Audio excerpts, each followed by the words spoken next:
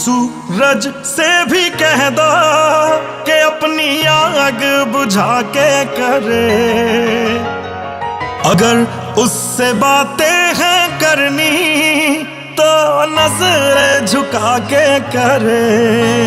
ओ ये सूरज से